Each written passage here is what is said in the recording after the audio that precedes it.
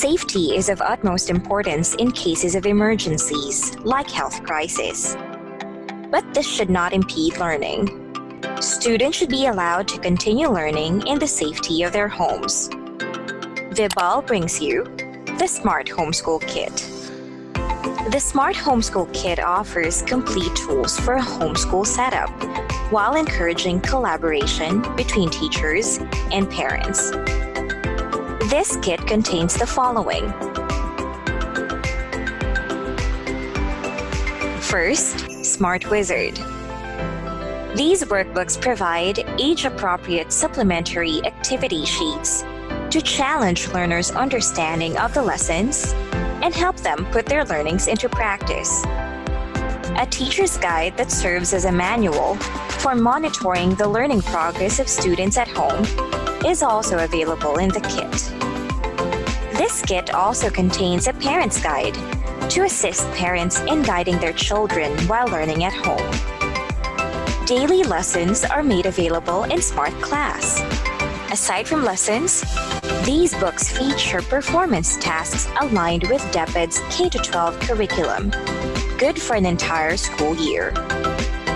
And to monitor students' learning progression at home, Smart Homeschool Kit also features the Smart HMS, an online monitoring system designed for homeschool learning with features including assignment of lessons and tasks to students, and tracking of learners' progress through analytics. Get the Smart Homeschool Kit today. Email marketing@vibalgroup.com for more details.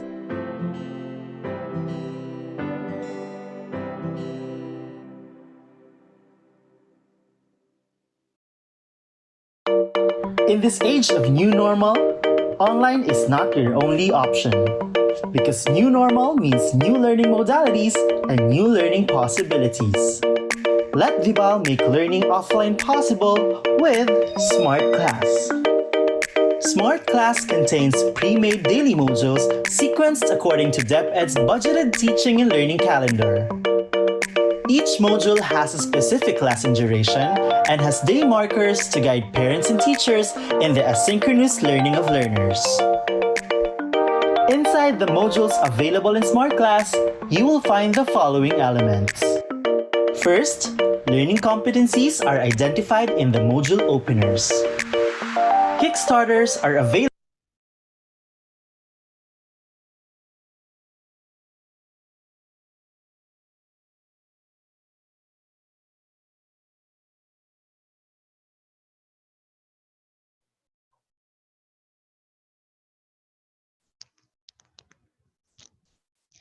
Good day, Kavibal, and welcome to our student organization, interest clubs, and student support programs webinar series. For the discussion today, the topic will be on continuing support through online guidance and counseling. Before we begin, take note of the following reminders. Make sure you are registered to the webinar to have your e-certificate of participation. Visit certificate.vibalgroup.com to generate your proof of attendance. Place your questions on the comment box allotted during the session and they will be addressed by our speaker later on. Share the video using hashtag LearnAs1PH as our official hashtag to our Vibal webinars. Experience learning, Kavibal. And now, to proceed with our webinar this afternoon, it is my pleasure to introduce to you our distinguished speaker today. Mariala Arni Di Benaventura is a registered guidance counselor and licensed teacher. She obtained her college degree of Bachelor of Science in Psychology in La Consolacion College, Manila, as an academic scholar, where she graduated with Academic Excellence Award and Magna Cum Laude. She took up her certificate in teaching course and Master of Arts in Education, major in guidance and counseling at the National Teachers College, Manila. Her experience as a guidance counselor for 14 years include working in several private schools and universities where she handled students in all grade levels and college students. These experiences had coupled with teaching experiences handling psychology and education related courses. She also is invited as resource speaker in different topics related to teaching, mental health, psychology, bullying, and insights of DepEd schools. Presently, she is one of the guidance counselors in Philippine Normal University, Manila. She is assigned to handle freshmen and graduate students. She is also the coordinator for student activities, graduate level, and the ISO focal person of the Office of the Student Affairs and Student Services. Other than her professional achievement, she is also happily married to Janri, who is a dining supervisor at Number One Barbecues owned by Triple V. And she is also a proud mother to her three beautiful daughters, Julia, Bea, and Jada. Julia is a consistent honor student in Malabon Science High School, while Bea is also a consistent honor and active student in Kaunlaran Elementary School. Ladies and gentlemen, let us welcome Miss Maria Laarni D. Benaventura.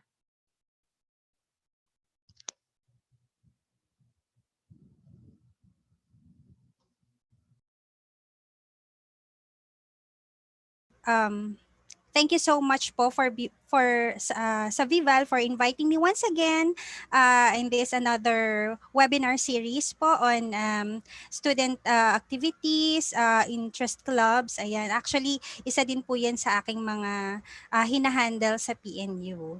So, let me begin po with my topic. So, um, I'll be discussing about continuing support during pandemic through online guidance and counseling. So as a counselor, no, during this pandemic, medyo naging for sure hindi lang kami naka-experience pero naging challenging itong part nito kasi ngayon lang naman tayo naka-experience ng pandemic no all throughout this lifetime no kasi yung mga kung nagkaroon man ng pandemic in the past medyo matagal-tagal na wala tayong masyadong experience although history indicates those experiences.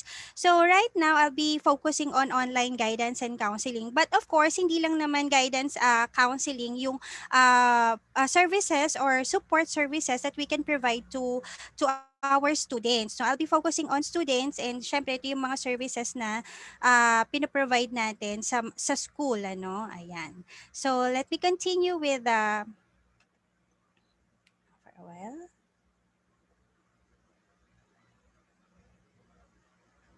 Okay. Ayan. So, I am already introduced by Miss Jillian. So, ayan. Actually, love na love ko po talaga yung profession na to. Kasi ever since nung college ako, parang ito na talaga yung gusto ko. Nasa field ako ng psychology. Pero hindi ko lang talaga na-imagine na guidance and counseling talaga yung field na mapupuntahan ko. And then at the same time hindi naman talaga yung pagiging teacher yung gusto ko pero dahil it runs in the family, majority of my relatives are teachers. So siguro parang ganun na no, parang part of this that's happening on me is my plan but then of course may destiny na humahawak sa atin. So kaya binigay sa akin pareho yung guidance and counseling and pagiging teacher. So nakakatuwa rin naman talaga si God. Ito yung part ng plan niya. So, the outline of my topic is of course to define counseling in the new normal. Ano ba, paano ba ang ibig sabihin ng counseling in the new normal at paano ba natin 'to gagawin?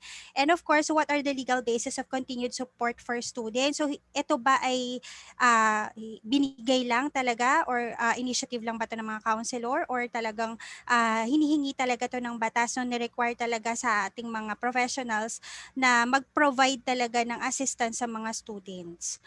And of course, let's try to look into ano yung history, ano yung pinagdaanan ng online counseling, at least a bit of the history. And what are the important considerations in conducting online counseling? So, napakarami nating considerations na dapat na dapat tingnan, na dapat what you call this, na dapat nating i-consider na yung mga factors na hindi lang basta-basta tayong mag-conduct ng online counseling, no? So napakarami nating dapat na i-count before we do that. Okay? And syempre, ay pasok na rin natin na sino ba talaga yung pwedeng mag-conduct ng guidance ng online counseling, ano? Pwede ba lahat ng counselor ay mag-conduct nito?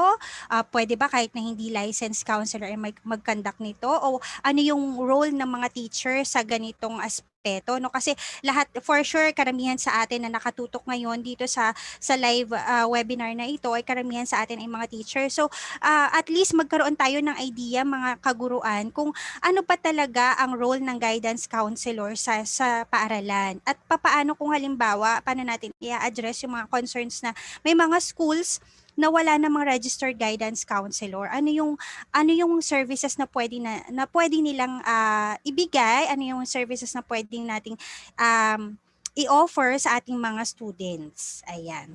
So, yung background dito, anong pinanggagalingan nitong topic na to is for sure updated naman tayo sa balita, no, sa mga nangyayari sa paligid natin. Nanonood tayo ng balita every day, no, kahit limited lang yung mga nakukuhanan natin ng news. And then of course visible din naman sa mga social media, din sa YouTube, sa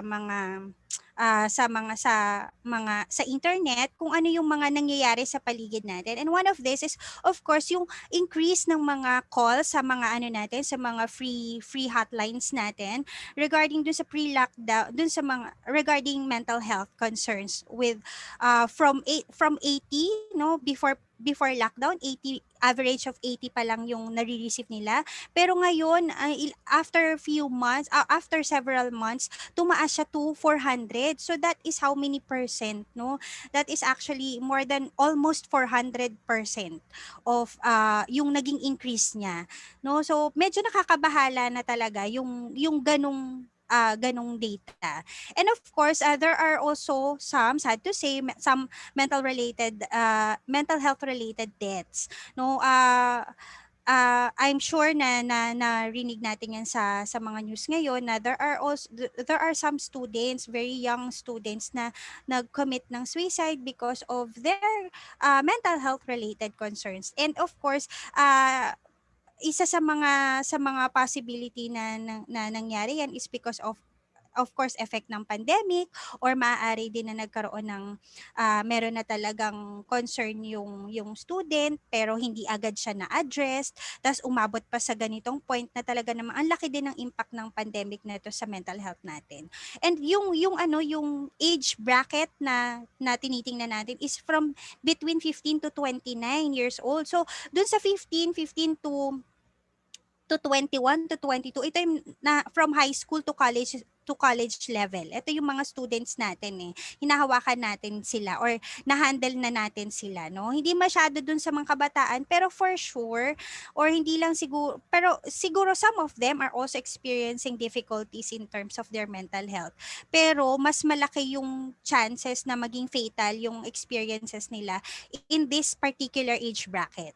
And of course, the last one is the average of 53 suicide-related concerns, no, na mga calls na nare-receive ng ating mga hotlines. And some of them are experiencing fear, anxiety, worry, ganyan, medyo terrified sila dun sa na-experience nila. So, dito sa mga reports na to, ano ba yung pupwedeng, or ano yung dapat gawin? Meron bang dapat na gawin itong mga mental health uh, tawag diyan, mental health practitioners natin, no? Sa ano yung responsibility nila, at meron ba silang dapat na gawin, at ano yon, okay? So, let's move on to ito yung mga pinanggagalingan natin. During this pandemic talagang medyo naging laganap yung mga mental health concerns natin due to uncertainties. Ayan, so hindi natin alam kung hanggang kailan tong pandemic na to, hindi natin alam kung what will happen in a few months, kung hanggang kailan darating yung vaccine, 'di ba? Ano yung mangyayari sa atin kapag tumagal pa tong pandemic na to? And of course, one of the most strongly affected by this pandemic is of course our families who are experiencing financial turmoil. Hindi lahat sa atin are granted to continue working, ano, yung makasweldo, maka-receive ng monthly pay nila. Yung karamihan sa mga Pilipino ngayon ay nawalan ng trabaho. There are still continued retrenchment in different companies, no. Hindi maiwasan kasi even the companies naghihikaos din sila kung paano nila maisasalba yung mga businesses nila. So everyone is experiencing financial problem. And this is also one of the major contributory of problems in terms of mental health. And of course, sa tagal na ng pandemic na to, although yung iba sa atin medyo matigas yung ulo, talagang nagpipimilit pa ring lumabas, ano, at yung iba naman sa atin ay talagang kailangan ng bumalik sa trabaho, and very fortunate na nakakabalik pa sila talaga sa trabaho. Pero some of us are experiencing isolation. Yung bang tipong nasa condo lang, hindi sila makalabas, 'di ba? Umaasa lang sila sa mga Grab, doon sa mga online delivery na food services, 'di ba? Pero they are on their own. They are not living with their families, not living with their loved ones, 'di ba? They are not seeing their friends. They are seeing their friends but just online. Pero may mga tao kasi na napaka-importante yung physical presence, ano, yung pang makadaupang palad mo, makita mo, makausap mo ng personal. Tapos hindi yung iba sa atin ay really not that comfortable in communicating online. Parang mas gusto pa natin talaga na makita ng personal yung mga taong kakausapin natin. So, kapag hindi tayo maka-adapt dun sa pamamaraan ng pakikipag-usap ngayon, pakikipag-communicate ngayon, medyo maapektuhan din yung ating mental health. And of course, fear, anxiety of COVID-19, syempre sa tumatagal na existence nito sa paligid natin, hindi natin maiwasan na mag-isip na baka isang araw mahawaan na rin ako ng COVID-19, ganyan. Parang baka isa sa mga family members ko maka-trans or makakuha nito. So hindi natin maiwasan na magstay ito sa isip natin, ano. Ayan. So ito yung mga contributory factor bakit kailangan natin ng continued support, no? Especially on helping our mental health through guidance and counseling. Ayan. Pero ano ba talaga yung nagdidikta ng bakit kailangan natin ng continued support na to? Of course, we have our legal basis para sa kaalaman po ng lahat na ito yung pinaka-strong force na nagdidikta bakit kailangan nating mag-demand ng ganitong tulong, ng ganitong suporta, no? Hindi lang yung financial help, hindi lang yung ayuda, no, galing sa DSWD, kundi ito din kasi is nakasaad din to sa batas na kailangan nating ituloy yung social support sa ating mga Pilipino. Lalong-lalo na dun sa mga students natin, and of course dun sa mga vulnerable members of our society. Okay? So, isa dito yung Mental Health Act. So, itong Mental Health Act is or known as RA 11036. So ito recently na pag-uusapan to sa Senado, no, because there's a rise of cases in mental health. So this is actually the law na palagi na pag-uusapan ngayon because it underscores the basic rights of all the Filipinos to mental health, na kailangan magkaroon tayo ng free access to the delivery of integrated mental health services, and to promote and to protect the right of our right in access of mental health services and facilities. No, what are these mental health services na dapat nating ma-receive through this law, no? And ano yung mga facilities na dapat na na-access natin na supported ng batas na to. Ayan. So, and at the next one is the RA 9258, or the Guidance and Counseling Act. So, ako ay isa sa mga taga-sunod nitong batas na to kasi dito talaga nakasaad ano yung mga responsibilities namin as licensed guidance counselors, no? So of course it promotes the holistic development of every individual, not just an individual but also a group.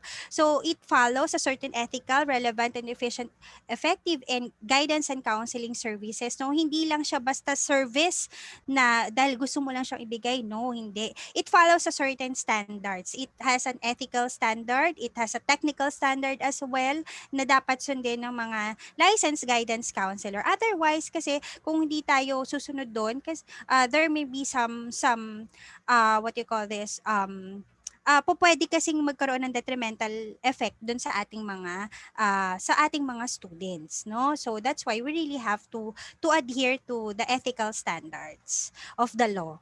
And then another basis is that the CHAD Memo number 9 series of 2013. So this is the enhanced policies and guidelines on student affairs and services. Na dito nakakapaloob yung pagbibigay ng guidance and counseling. This to make the education accessible to all. So ibig sabihin hindi porket na nagkaroon ng pandemic at hindi pumapasok yung mga guidance counselors sa mga institutions or kahit yung mga teachers hindi tayo we are not meeting our students physically, we still have to provide, to promote, and to practice or to ibigay yung mga serbisyo na dapat na nare-receive na ating mga mag-aaral. Okay? At kabilang dito yung pag-receive ng guidance and counseling services, no? So sa dami ng services na yan, no, kung iisa-isahin natin, medyo kulang yung isang araw natin. Pero madami po silang dapat na ma-receive ngayon. So we have to dahil hindi possible sa face to face ang pagbibigay natin ng services, we have to migrate this services to an online modality. O ano yung feasible na modality na hindi natin kailangang magkaroon ng physical contact with our students. And another one, this one is for DepEd. So DepEd Order number 40, series of 2012. So this is the DepEd Child Protection Policy. So the right of children to assistance, including proper care and special protection from all forms of neglect, abuse, cruelty, exploitation, and other conditions prejudicial to their development. So kasi ngayong pandemic, hindi natin nakikita yung mga bata. So hindi natin alam kung ano yung experiences nila, di ba? Ano yung nararamdaman nila. So, but still, it is still necessary, it is required for us to provide the necessary assistance that we have to give them. And as for teachers, so syempre, katulad dun sa mga kaguruan natin na patuloy pa rin nagtuturo hanggang ngayon through online modality. But of course, our guidance counselors still have to continue their services through online. So yan. So hindi porket nagkaroon ng pandemic at nasa bahay ang mga kaguruan natin, ang ating mga guidance counselors ay hinto na tayo sa pagbibigay ng services sa kanila. So we still have a call to provide these services even during this pandemic. So yan. So, ito po yung ating mga mental health service providers, no, na tinatawag natin na para ma-identify naman natin sino ba itong mga tao na dapat nating lapitan, no? Particularly in terms of mental health, 'di ba? Or yung mga student support services natin. So we have in medicine field, of course pwede rin to sa mga institutions, sa mga academic institutions, we have the doctors, we have the psychologists, we have our nurse and social workers. In our community, we have the counselors, the peer counselors and community caregivers. And then in educational institutions, we have the counselors, we also have the doctors, we have the nurse. Ayan. So sila yung kung merong psychologist, much better, ano. Kung may psychiatrist pa nga, it's a plus. So ito yung mga na-identify sa Mental Health Act ng mga mental health service providers na po pwedeng mag-provide ng mental health services sa ating lahat. And of course, to continue the support during this during this pandemic. So, yan nabanggit nga kasi ni Health Secretary Francisco Duque, the importance of mental health initiatives is just as crucial as those for the COVID-19 pandemic. So, now more than ever, we need to promote holistic health. So, not just the body, the mind, and even the spirit or the holistic psyche of every person. So, that's why we really have to continue and mas maganda nga sana kung mas ma-intensify pa natin itong mga services na to kasi talagang ang laki ng need, ang taas ng pangangailangan ng mga tao sa paligid natin, sa community, sa institutions, sa schools, and even sa workplace. Okay, so what is guidance counseling? Ayan, so this is actually an integrated approach to development. So hindi lang siya isang one shot deal, no? Hindi siya pag sinabi mong guidance and counseling yung isang beses lang na makipag-usap, no? Hindi lang siya ganon. And hindi rin siya pagbibigay ng advice sa individual or sa group. But of course, we help them to utilize their potential to the fullest and plan their future. So part dito yung planning. And we are looking into the individual's capability to cope up with their concerns, with their present condition, na hindi sila yung namomroblema sila ngayon tapos magtutuloy-tuloy na babagsak yung kanilang kakayahan na mag-cope up dun sa sitwasyon. So tayong mga counselors, tutulungan natin sila na makabangon using their potentials, na ma-identify nila baka kasi nakakalimot sila ano ba yung mga kakayahan nila. So we will help them to realize those potentials and then use those potentials to plan their future and to work on it. Ayan. We are focusing on their abilities, the interest, and of course, ano ba yung initial na pangangailangan nila at the moment? Bakit ba natin sila tutulungan? Okay, ano ba yung need nila? So, doon tayo nakafocus. And usually, it is conducted face to face. Pero since during this pandemic, so hindi naman natin po pwedeng gawin yan. So we are utilizing other modalities. So no sa face to face guidance and counseling. So sino yung nagbibigay ng guidance counseling services? So these are the people who are registered. They are registered. So ibig sabihin, they undergo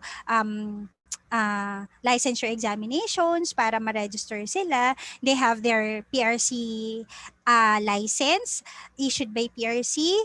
They have their certificate of guidance and counseling. They are also trained in the field. They have attended several trainings and conferences to be able to attain a certain level of standards.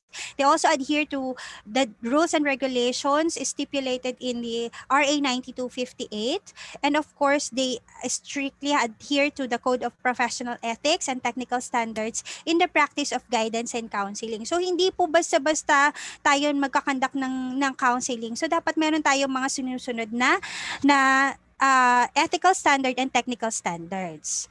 So yun po yung yun po yung tinitingnan po natin pagka sinabi natin guidance counselor. So ito yung hihingin natin, no, dapat may license ka ba, ganyan, or meron ka bang certificate, do you have trainings, ganyan. So yun ang tanong natin sa kanila. And then to further explain that guidance counselors, they provides guidance counseling to students, to different stakeholders na part ng institution or pwede rin sa community yan kasi isa yan sa mga advocacy ng mga guidance counselors, no, kapag may nangailangan talaga sa community ng counseling services, hindi namin pwedeng tanggihan yan, syempre.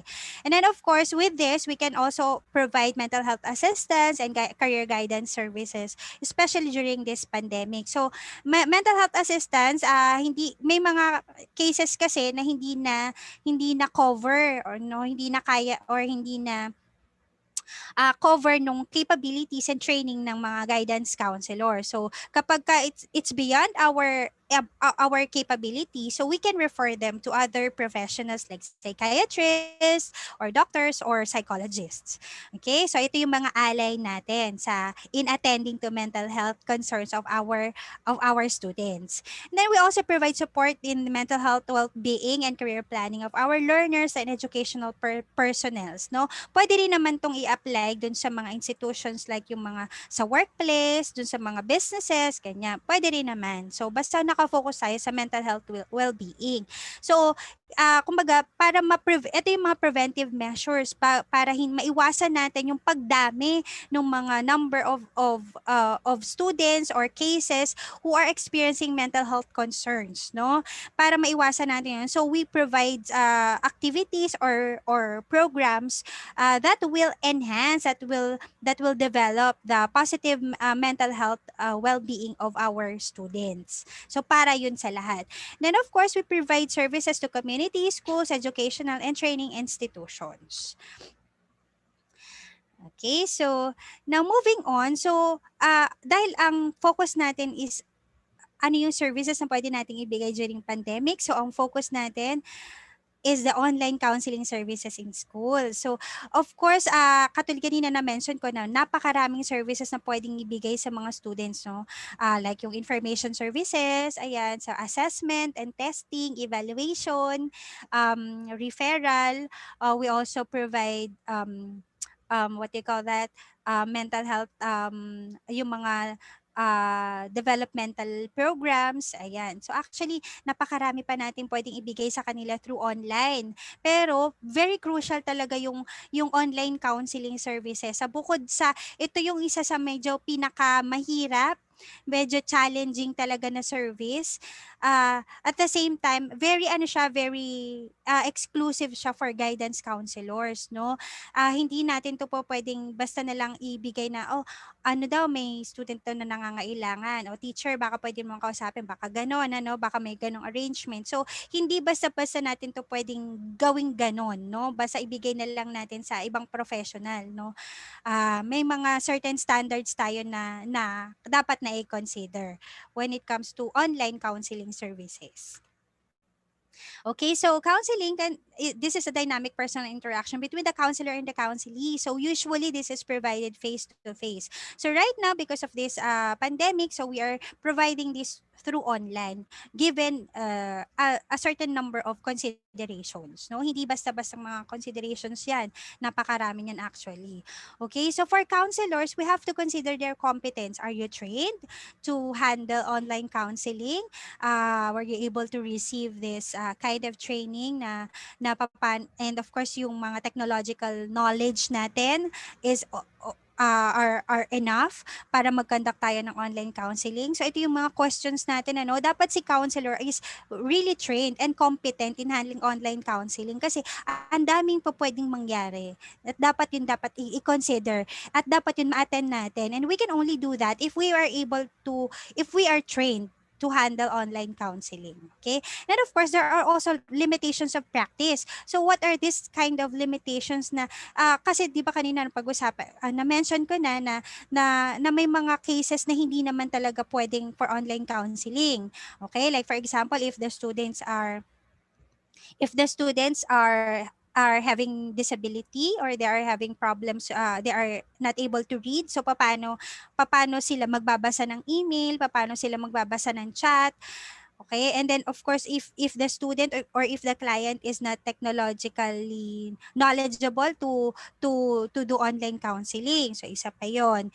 And if the student have learning disability, yan part din yan ng limitations natin. And then of course yung other considerations pa that we will talk about later.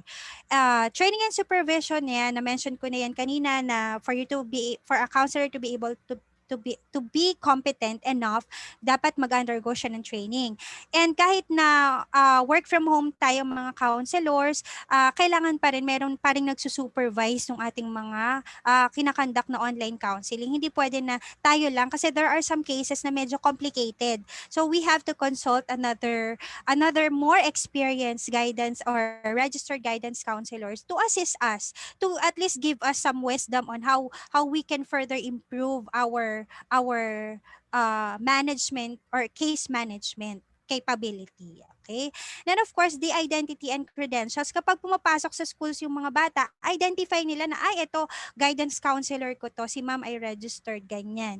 Si ma'am ay nagpo-provide ng ganitong services. Alam natin, nakikita natin ano yung credentials ng mga teachers kasi usually nakapost naman sa mga walls yan ng counseling room.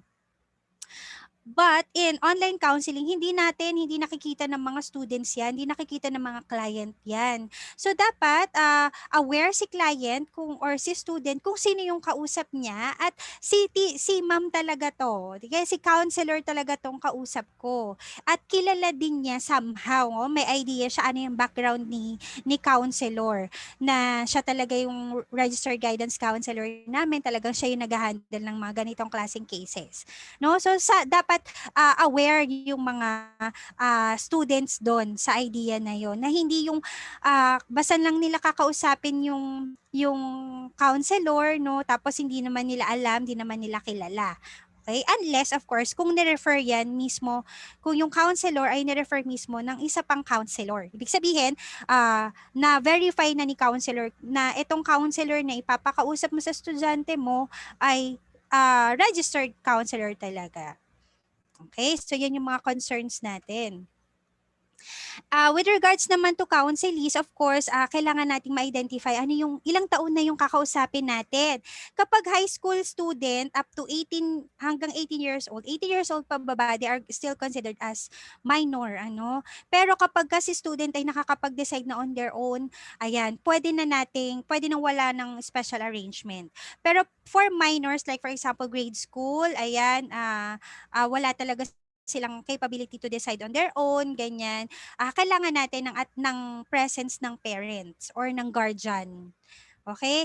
So, kailangan makipag-usap muna tayo sa guardian na magka-conduct tayo ng online counseling sa students, ganyan. Kausapin muna natin sila. Tapos, ito yung mga ilalatag natin sa kanila, ano yung mga confidentiality agreement natin, no, for minors.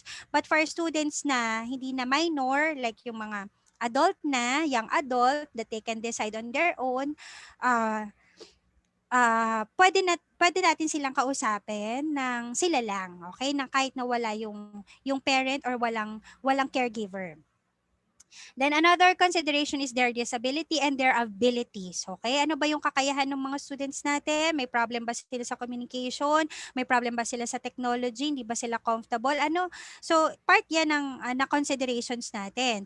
And then of course, yung informed consent. So, kapag minor, kailangan natin na mag-ask ng consent from their parents to conduct online counseling. Hindi pwedeng basta-basta lang tayo magpa-provide, basta-basta lang natin kakausapin yung student or si counselee for counseling, no? Hindi pwede. So we have to consider their parents. Yung decision nila kung papayag, edi go. Kung hindi, so we cannot just proceed. Okay? So that's another consideration. So now let's move on to online counseling. So this is synonymous with telehealth or web counseling. So pag sinabi nila na telehealth yan or web counseling, isa lang tinutukoy nila. So it is also online counseling. So this is also online counseling is an alternative to face-to-face modality, face-to-face counseling. But it is conducted through the use of internet. So without the internet, we cannot conduct online counseling. But of course, there are also other modalities that we can use in the absence of internet. Okay? Pero pag nabanggit na yung online counseling, internet na agad yung pumapasok sa isip natin. No? This can be conducted through the use of video, the telephone communication, and between the counselor and the counselee. We can also use chatting, we can also use emailing, ganyan. Nagta-type tayo ng mga messages natin. Nag-exchange tayo ng messages through email or chatting. So, yan yung online counseling. Okay? So ito naman online counseling is already used in the past, no? So may history na siya. But here in the Philippines, I think around 2000 siya nag-start na pina-practice pero hindi pa siya ganoon hindi pa siya well-known. Hindi siya well-known practice for Filipinos. So doon pa rin tayo sa pag sinabi mong counseling, traditional yung nasa isip natin face-to-face. Pero it has been a practice in the past. It is called the telebehavioral health or telemedicine. So the father of telemedicine or telebehavioral health is a Carl Rogers. So he's also the proponent of unconditional positive regard. So he's a behaviorist. So it started around 1940s to 1950s. And sa katunayan nga, nagkaroon ng 2001, nagkaroon ng first ethical guidelines produced by British Association of Counselors and Psychotherapists, no? So, yun yung naging father ng lahat ng mga ethical guidelines sa sinusunod natin ngayong panahon na 'to. Okay, in 2000, nagkaroon ng maraming researches or nag-start na magkaroon ng researches on online counseling. Ano yung mga, and of course, yung mga best practices, ayan, paano ba ginagawa, ayan. So, naging part yan ng researches.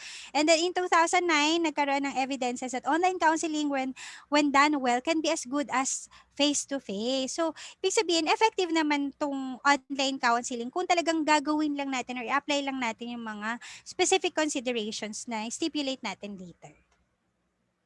Okay, so what are the advantages of online counseling? Bakit pwede naman natin siyang i-utilize ano, sa panahon ngayon. Of course, we have the accessibility. If you have the accessibility like the internet, kaya anywhere you can you are, anywhere you are, minsan nga nandito ka sa Luzon, pero yung counselor mo pwedeng nasa Mindanao, pwedeng nasa Visayas, no? Pwedeng nasa ibang lugar. Hindi mo kailangan na you should be in the same vicinity, or like hindi pwedeng hindi na kailangan ngayon na pareho kayo nasa Metro Manila para mag-conduct ng online counseling, no? So pwede na yung in different places here in the Philippines or even abroad, ano, pwede na yan. So medyo mas mataas na yun or yung accessibility niya is one of the advantages. And of course, affordability, hindi mo na kailangan lumabas, hindi mo na kailangang mag-travel, no? Hindi mo na kailangan pumunta sa ibang lugar, hindi mo na kailangan gumastos diyan. So yung fee naman ng guidance counselor, actually from what I heard, nasa around 500 to 1,000 siya. Wala pa tayo specific na talagang ito lang, hanggang dito lang yung range ng fee. But of course, this yung range ng fee na yan is only applicable to those who are practicing privately. But to those who are in the public institutions, they are, especially in public schools or SUCs, they are provided for free. Okay? So free yan. Kaya mas affordable talaga siya, no? And of course, the convenience, as long as you have the internet access and you have the gadgets, you have all the things that you need, you can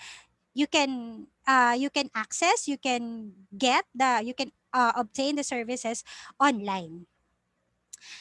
Medyo malilimit din or mababawasan yung social stigma kasi 'di ba karamihan sa atin siguro yung mga previous years pa, takot pa silang mag-attend ng counseling. Kapag nasabi nila na counseling, nako baka mamaya sabihin sa akin, may tililing ako, yan, may sayad ako, may problema ako sa pag-iisip, no? So ganun, kaya yung iba medyo ano pa rin sila, medyo takot pa rin silang mag-undergo or mag ah, mag-seek ng services ng counseling.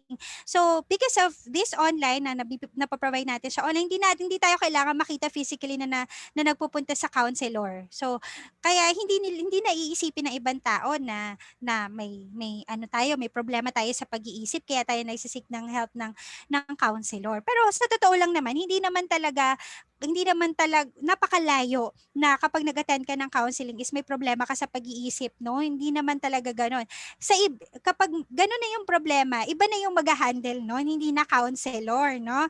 Iba na yon, ibang level na yon. So ibang professional yung nag-handle kapag talagang nalaman natin or meron talagang assessment na may emotional or like may mental problem yung ating client, no? And of course, the anonymity, yung iba sa atin ay mas comfortable na makipag-usap sa hindi sila kilala personally, no? So mas comfortable tayong mag-share ng ideas or mag-share ng feelings natin, mag-share ng thoughts natin dun sa strangers, ano? So kaya mag-attend tayo ng online counseling, parang mas go tayo, mas comfortable tayo. And then of course, online counseling offers different forms of communication, no? Pwedeng chat, yan, through email, pwedeng through video conferencing. Ayan. So, napakarami niyang ino-offer na modalities, no? Kaya pwede tayong mamili doon, no? So, ito yung mga advantages niya. Okay, so here are some practical considerations in conducting online counseling. So of course, we have to choose the different modalities, ano yung setup natin, okay? And we also need to consider the internet speed or the connectivity, the security or encryption or data encryption, the informed consent of our client, the confidentiality agreement between our client, and of course, there are some communication issues that we have to consider. Let's talk about the modality that we have to use. So, but of course, beforehand, we have to consider, do we have all the things that we need? Like, do we have a laptop? Do we have a desktop? Do we have a headset or microphone? So that we can do the online counseling comfortably. If kung wala, we can use the smartphone, we can use the landline, we have the telephone. If we don't have or if our client doesn't have the desktop, the internet connectivity. Okay, and then one of the things that we also have to consider is the ano yung application that we are going to use. Okay, in the United States, one of their recommended best practices in online counseling, they are recommending Zoom paid account. Okay, kasi in the previous months, nagkakaroon ng issue si Zoom in terms of security, no? Parang may mga nakakapasok na mga hindi mo naman kilala pero nakakapasok sila dun sa online meetings, ano? So, ang pinaka nire-recommend nila yung Zoom but paid account, not the free account. Okay? Then they also recommend VC, DoxyMe, FaceTime, and WhatsApp. Okay? So, ito yung mga recommended na applications that they are na parang ito yung mas ano nila na gamitin natin for online counseling. Okay? So alin man diyan pwede nating explore. Okay? And of course, the connectivity. We have to consider this especially if our clients uh, prefer preferred modalities through Zoom. Diba? For example, so it requires Wi-Fi connection, diba? Or internet connectivity. So what if nagkaroon ng problem sa connectivity kasi it is very common kailangan natin na i-consider 'yan. So we have to ensure that we have backups like LANs, okay? Or we use mobile data if in case na magkaroon ng ng ng intermittent connectivity in our Wi-Fi. And then of course, it is also advisable na gumamit tayo ng privately owned Wi-Fi, not the public owned Wi-Fi. Kasi kung public yan, so most likely, medyo, ano yung security natin, medyo, what you call this, medyo nako-compromise yung security nung counseling sessions, no? Like for example, hindi tayo pwede mag-conduct ng counseling session when we are in a cafe, no? As much as possible, ganun din sana si client, no? Sana kung mag-obtain siya ng services ng online counseling, sana wala din siya doon wala din siya doon sa public area. Okay? Sana nandoon din siya sa private area niya, sa bahay, okay, na private room. Okay, so if everything kumbaga if anything fails, 'di ba? If all your plans will fail, you make sure that you have a plan B, plan C, plan D, no? Kung sakaling hindi talaga pwede yung internet connection, so dapat meron talaga tayong naka-backup yung pantawag natin, yung smartphone natin para makausap natin yung client natin, ma-continue natin yung counseling session pero through phone call. Okay? Then another thing that we have to consider is the security. Yan kanina ko pa rin nababanggit na we have to make sure that our counseling session, especially the data that our clients or our students are sending us are strictly or they are secured to us, no? Walang makakakuha, walang makakakita, walang makakabasa nung counseling what you call this write up ng mga students. So we really have to ensure that the application that we are using have strong data encryption. So ano ba yung data encryption? So kung 'di ba parang pag gumagamit tayo ng email natin, so bago natin mabuksan yung email natin, nagre-require sila ng password. No, sometimes hindi lang password yung nire-require nila, kundi parang mag-type ka pa nung CAPTCHA. So these passwords and yung CAPTCHA are the security modes that we have to provide para ma-access natin yung data. So, ganun. So, hindi siya libre na na-access ng iba. Okay? So, yun yung data encryption. So, kapag yung ano natin, yung ginagamit natin na application requires this password, then medyo secured or hindi naman medyo secured siya. Okay? And of course, the data privacy issues. So we have to consider kasi 'di ba we have the data privacy law na sino lang yung dapat na magkaroon ng access, pwede ba na i-share yung records mo sa ibang counselor, yan. Records of counseling session, sino lang ang dapat na nagre-record niyan. And then of course, yung retention, nung record na to. Hindi po pwede na all throughout the lifetime nandiyan lang yung record na yun. Hindi. So we have to identify how long is the retention of that record. Okay? And then paano yung safekeeping of those records. And then another thing is the service providers that halimbawa tayo or ako, guidance counselor ako. So, ano yung data privacy agreement nating dalawa, ako as guidance counselor, and then of course yung student as my client. So we have to discuss all of these things, no? This is part of the confidentiality agreement.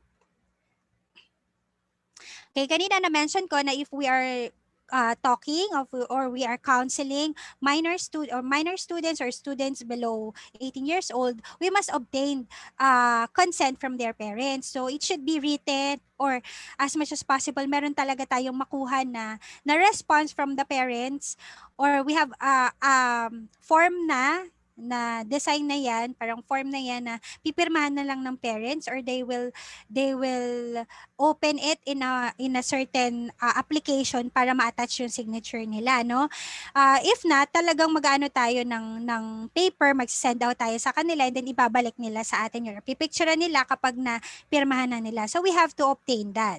And then for adult, written consent must be signed, and they should give permission to the agreement. So hindi pwede na si counselor lang yung nakakaintindi ng agreement. The counselor's responsibility is to discuss that agreement with the client, or let's say for example kung adult na yan, dapat naiintindihan ni client kung ano yung limitation nung counseling services na yon.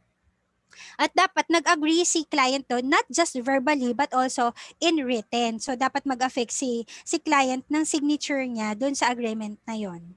Okay? So dapat explained 'yan, and it is advisable to send that the agreement should be sent through email, no? So para meron tayong trace, no? Hindi naman kumbaga it is also for the protection of the counselor and for the protection of the counselee. Yan.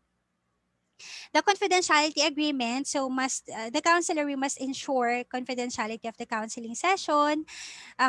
Dapat the counseling session, kung may recording man yan, should only be accessible by the client.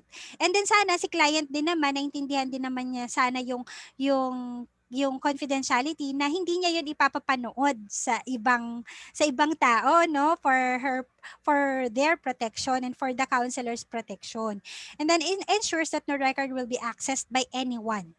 Okay, it's only between you and the counselor, or you and the counselee. Okay, you have to explain the limitation of the confidentiality to the student and or the parents, kasi there are some instances na kailangan i-break yung confidentiality, especially when the client is parang nagsabi siya or nagpakita siya ng signs na that he's about to hurt someone, or he's about to hurt himself. So yan, medyo kailangan nating i-break na yung confidentiality pagka ganyan. So it should be stipulated in the confidentiality agreement na dapat na agreehan ni client at ng parent kung minor. Okay? So yan. So we also have to consider the communication. So we have to set boundaries, ano. Usually the counseling session, the online counseling session should last for 50 minutes to 1 hour. Maximum na yung 1 hour. Siguro sa uh, fi- dun sa 10 minutes na additional dun sa 50 minutes, wrapping up na lang yon, 'di ba? Parang tapos na talaga yung counselor, inaayos na lang ni counselor yung yung counseling notes niya, okay?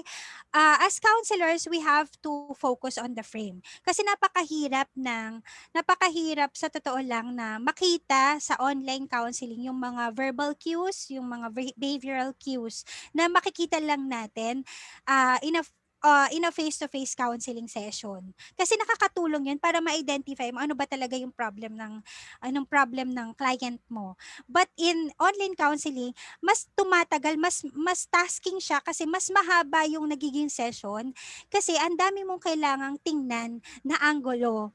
Okay? Ang dami mong kailangang itanong para ma-identify mo kung ano talaga yung problem, ano yung concerns, and ano yung possible na help na maibibigay or na magagawa mo dun sa client mo. So you have for the counselors, you have to focus on the frame. Okay, kung ano yung nakikita mo dun sa client. As much as possible, pareho kayo nagkakakitaan, eye level yung pag-uusap ninyo, no? Hindi yung nandito sa taas yung video mo tapos yung noo yung nakikita sa iyo. So dapat level lang, eye level yung monitor, yung camera, ayan nagkakakitaan kayo eye to eye. And then at the same time, dapat kasi may mga clients na mas comfortable sila na makipag-usap na naka-off yung video. So pag-usapan niyo 'yon na mas makakatulong, mas mapapaikli yung session kung nakikita nakikita kayo ni counselor, 'no? Makaka-less ng time 'yon for counseling kasi at least somehow yung video conferencing, yung mga nakikita ni counselor kung ano yung mga behavioral cues somehow, at least sa facial, ano. Okay, and then of course, yung taking turns to speak. Kasi 'di ba pagka online, minsan pareho kayong nagkakasabay kasi baka mabagal yung connectivity ni counselor or mabagal yung connectivity ni client.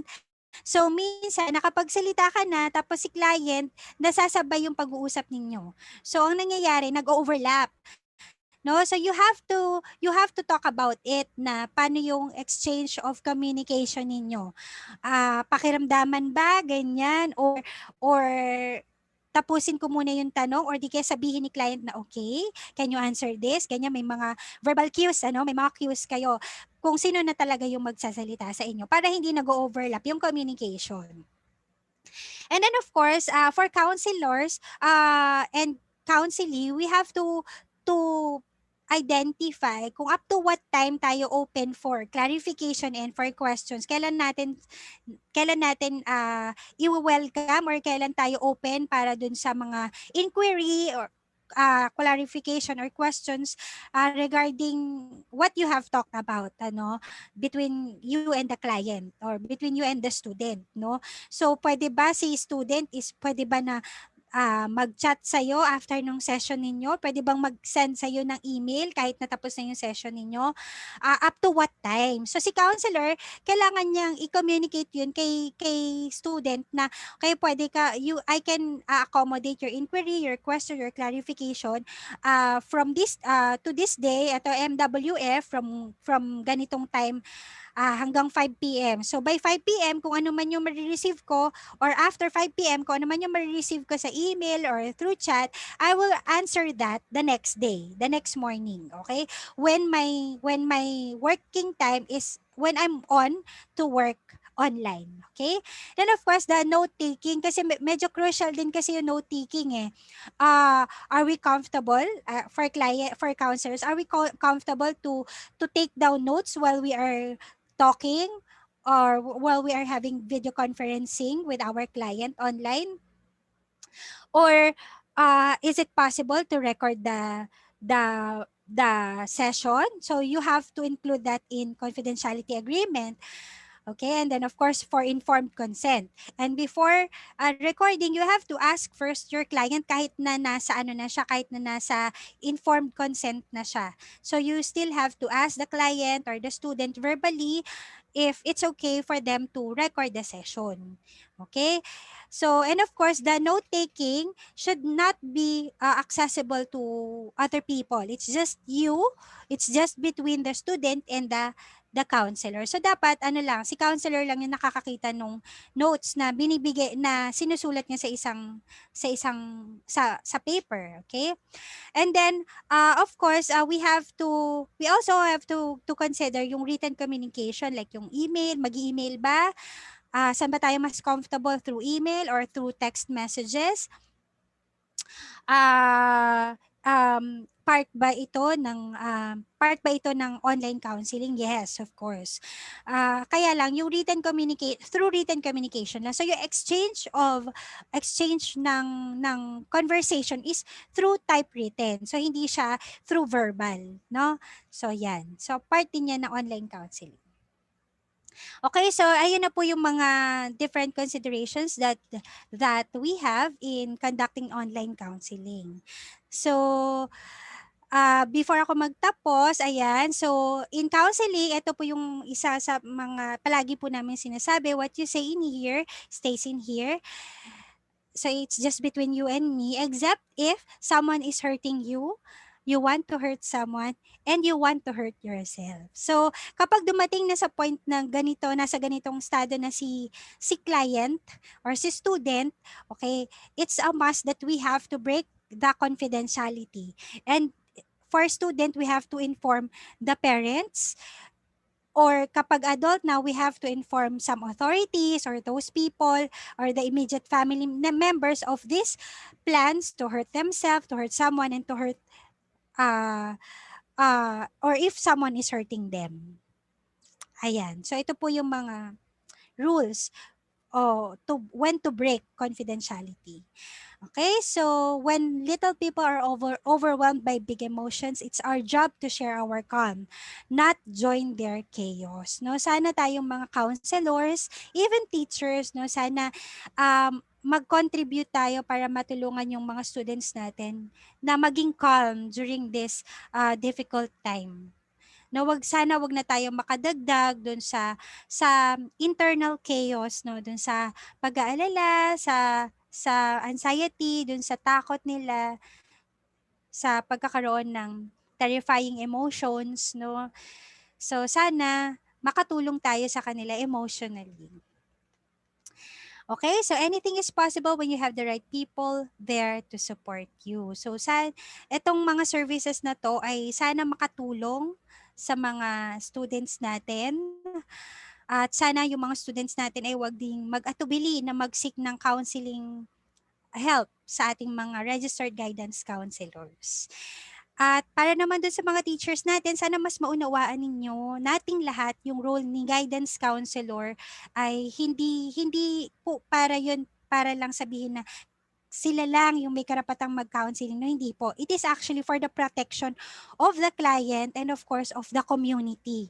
Mas malaki po yung panalo ng community kapag po registered guidance counselor ang nag-handle ng counseling sessions. Ayan po. So with that, thank you so much po sa Vival and of course sa ating mga tagapakinig, sa mga teachers po from different parts of our country. Thank you. Thank you very much, ma'am. Now, let us proceed to the question and answer portion.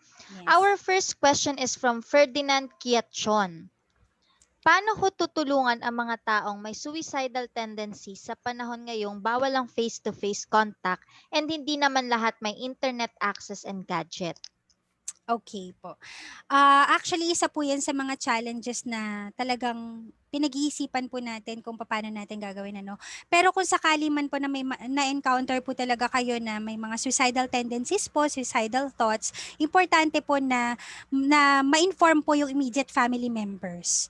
No? Kung hindi naman po kayo registered guidance counselor, kung friend po kayo, kung teacher po kayo, i-inform po ninyo ang immediate family members para po masamahan po itong mga client na to. Masamahan po sila during this difficult time until such time po na mag-calm sila at medyo makapag-isip pa po sila ng maayos kung itutuloy po ba nila. Sana po wala pong plano, ano, kasi kung may plano na talaga si client, kailangan po nating tumawag ng other professionals po na natutulong sa kanila. So yun po, kung talaga pong hindi po kaya ng family members, kailangan po nating i-refer sa other professionals like yung mga doctors po, kailangan pong ma-confine for the meantime para po makalm lang yung client. Pero pinaka makakatulong po talaga initially are the family members.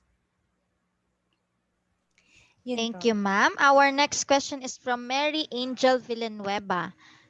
Ano po ang mga certified agencies na may guidance counseling services kung walang guidance counseling sa public school at private school? Okay. So actually po, dun sa previous talk ko, nakapag-share po ako ng mga list ng nag-o-offer po ng online counseling. So we have yung PMHA po, pwede po. Ang PGH po, meron po silang telemental counseling po.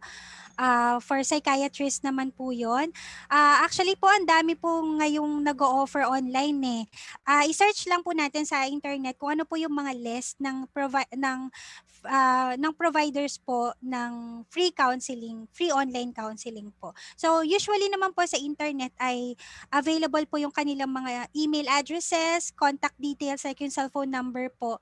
Available naman po. So kahit taga saan naman po, halimbawa po kung kanina po nabanggit ko, kung nasa province po kayo, kahit po taga Metro Manila yung kausapin nyo, okay lang naman po. So makakapag-avail po tayo ng online counseling services po.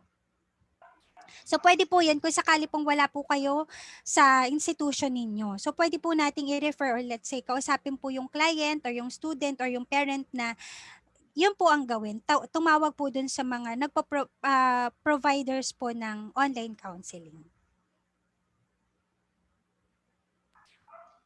Thank you, ma'am. Our next question is from Ella May Makasinag.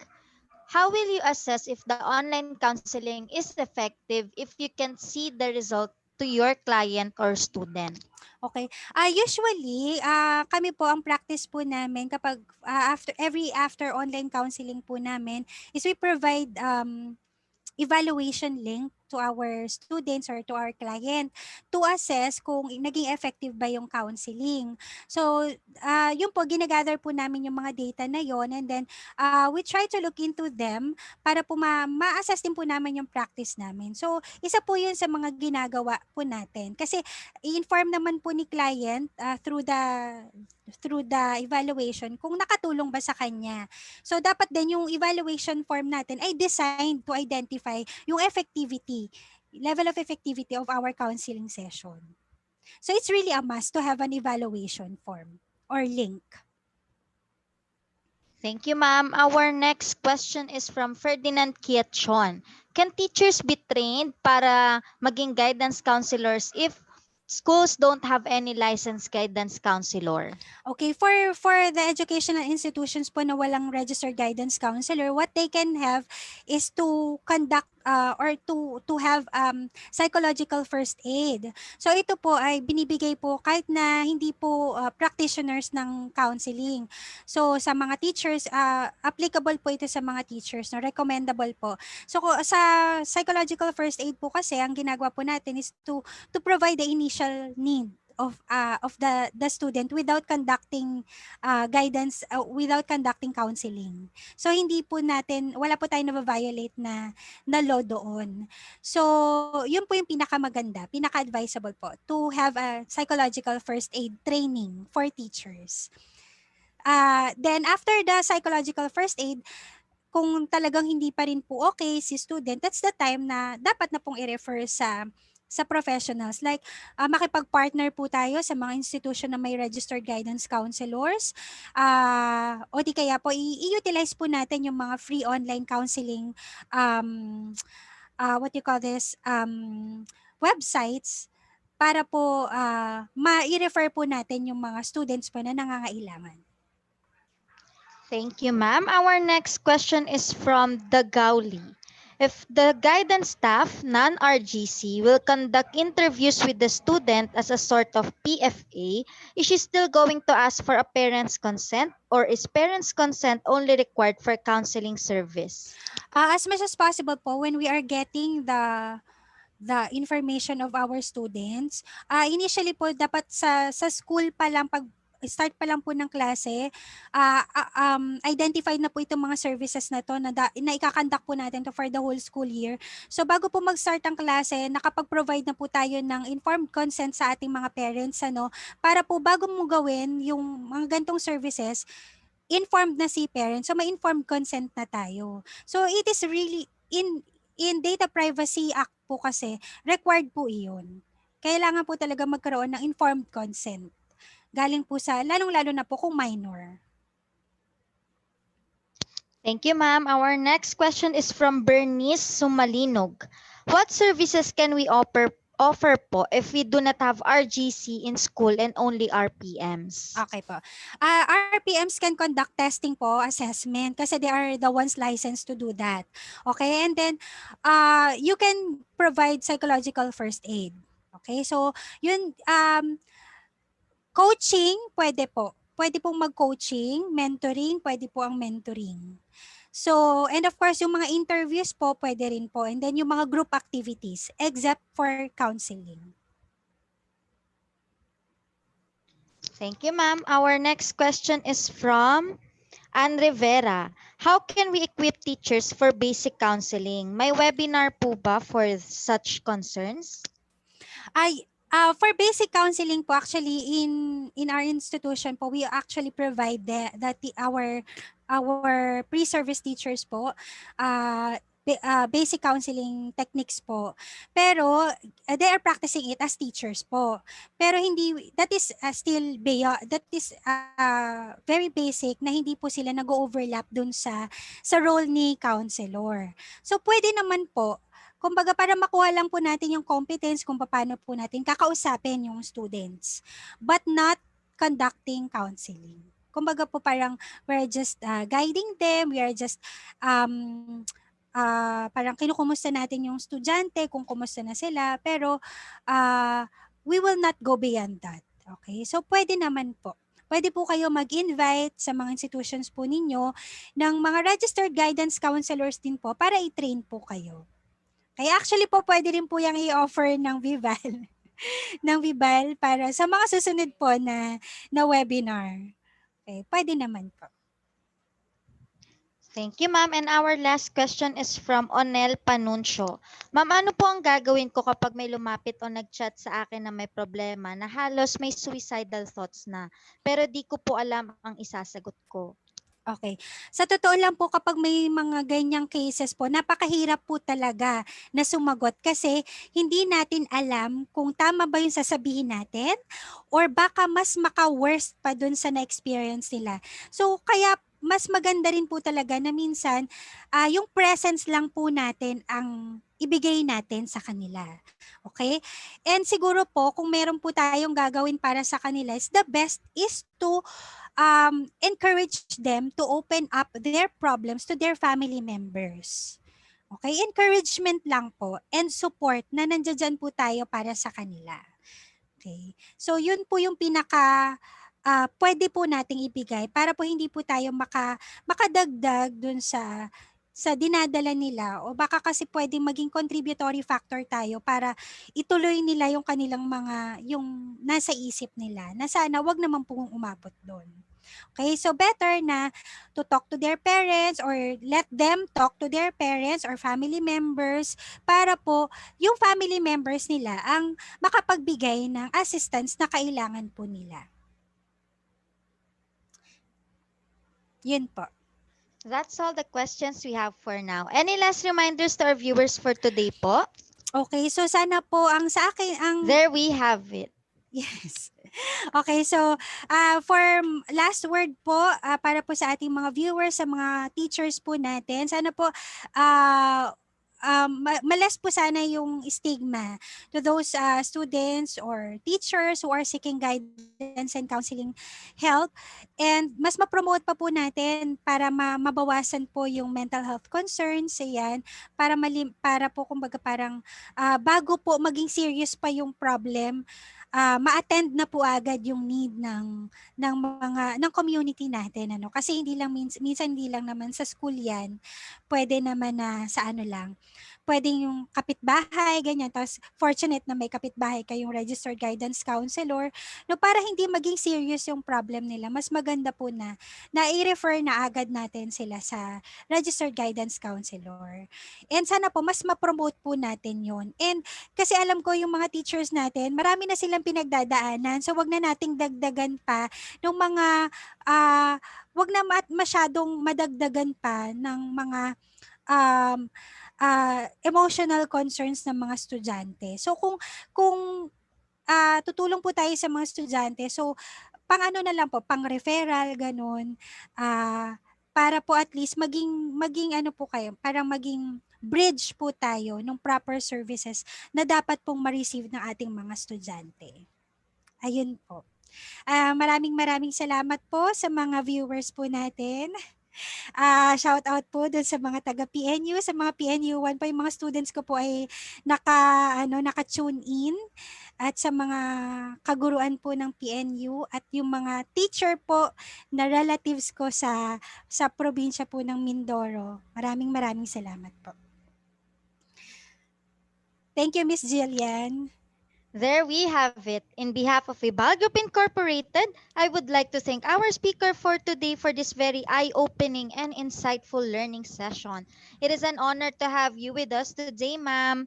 And to Thank you all our so much. Thank you so much. And to all our Kavibal viewers, all thanks to you for your continuous patronage to our daily learning session. Don't forget to register to get your e-certificate of participation. We also encourage you to subscribe and watch on our official Vibal Facebook and YouTube channel. Muli, maraming salamat at magandang araw sa ating lahat. Have a great day ahead, everyone.